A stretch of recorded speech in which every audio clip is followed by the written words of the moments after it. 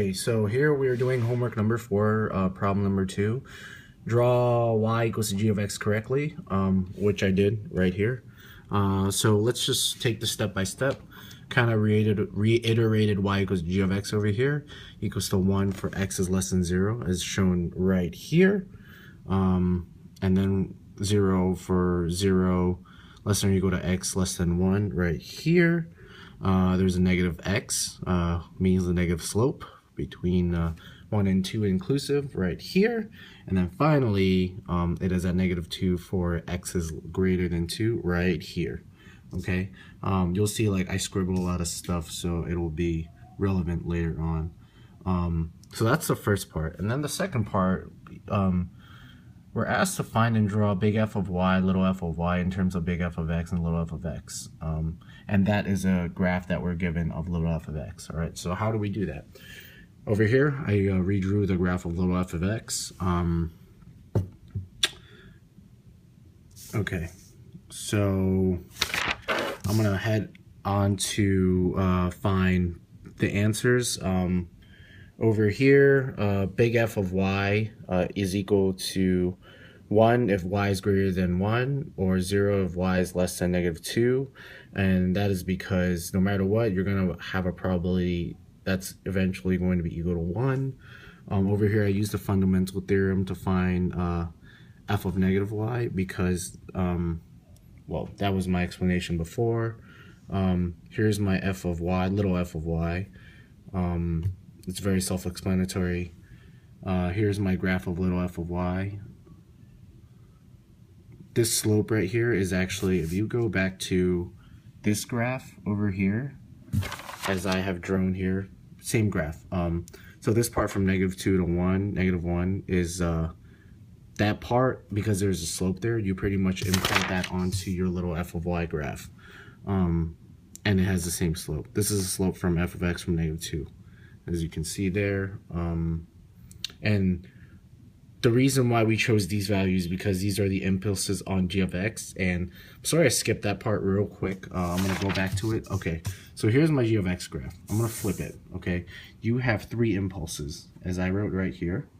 1, 2, and 3. Okay, now you're going to see how that's going to play to our advantage because we find that there's 3 impulses right here, 1, 2, and 3, where we can find out how to graph both the big f of y and little f of y. Over here, the f of negative y is essential because there is still some value between negative 2 and negative 1 non-inclusive, so you have to include that. Okay, so pretty much you just this is how I found these values, because f as x is greater than 2 is equal to 1 minus the f of x less than or equal to 2. These are just translations into simpler forms, and also into the big f of x's, because the big f of x's are found by taking the area, for example. And this was a learning opportunity for me. Okay, so right here, right, we're looking at the graph of g of x.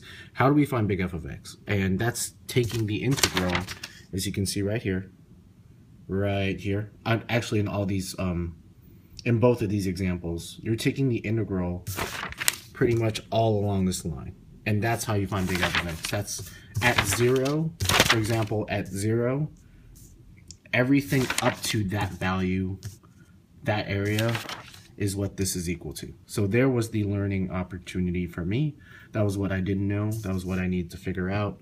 Eventually I figured out big F of y is equal to 1 when y is greater than or equal to 1, is equal to f of x of y when it's between negative 2 and negative 1, inclusive on the 2 side, and is equal to 0 when y is less than negative 2.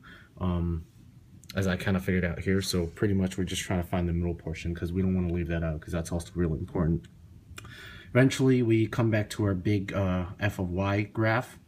Over here, that's signifies 1 minus f of x of 2, and then you move upward from the slope because of from negative 1 to negative 2 there's a slope going on. There's no impulse here, as you can see. from the little f of y graph, it's flat, okay? But there is an impulse at 0, and there is also an impulse at 1, and that's how you graph the big F of y graph. And that's how you figure out both problems. The learning opportunity for me was really figuring out how